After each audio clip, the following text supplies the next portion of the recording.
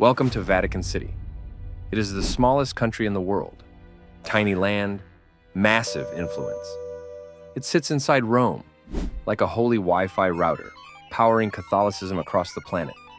But the Vatican is not just a church, it is a country, a headquarters, a museum, a government, and the Pope's official home. Basically, it is the Catholic Church's control room, with marble floors. So why does the Vatican even exist? Because for centuries, the Pope was not only a religious leader, he also ruled land. These lands were called the Papal States. Basically, the Pope had a spiritual job and also a political landlord side quest. But in the 1800s, Italy unified. Rome became part of Italy. And the Pope was like, "Excuse me, my kingdom." Awkward. For decades, the Pope and Italy had a very awkward situation. The Pope stayed inside the Vatican and refused to fully accept Italian control over Rome. Very "I'm not leaving my room" energy. Then, in 1929, Italy and the Holy See signed the Lateran Treaty. This created Vatican City as an independent state. Italy got Rome. The Pope got a tiny country. And both sides finally stopped giving each other diplomatic side-eye. The Vatican is both simple and confusing. Vatican City is the country.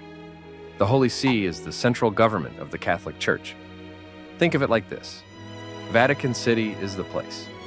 The Holy See is the authority. The Pope is the boss, and everyone else is trying very hard not to trip over Latin paperwork.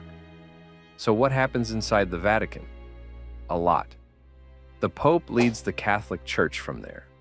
Major religious ceremonies happen in St. Peter's Basilica and Square. Documents are written. Diplomacy happens. Church laws are discussed. Global Catholic issues are handled. And somewhere, someone is definitely saying, "Can we make this sentence more official?" Because Vatican paperwork does not come to play. The Pope is the leader of the Catholic Church. He gives teachings, appoints bishops, meets world leaders, leads prayers, and speaks on major moral issues. He is also the Bishop of Rome, which means the whole Vatican setup is connected to Rome's ancient role in Christianity. So, yes, the Pope is a spiritual leader, but also a global diplomat, and occasionally a balcony celebrity. The Vatican is also home to some of the world's most famous art: the Sistine Chapel, the Vatican Museums, St. Peter's Basilica. Basically, if history had a premium gallery subscription, this would be it. Then there are the Swiss Guards. Bright uniforms, serious job. They look like Renaissance fashion models, but they are actually trained guards protecting the Pope. So yes, colorful outfit. Very real security. One of the Vatican's most famous events is the Papal Conclave. When a pope dies or resigns, cardinals gather to elect the next pope. They vote in secret. The world watches a chimney. Black smoke means no pope yet. White smoke means we have a pope. Imagine global breaking news. But the notification is smoke. Very old school.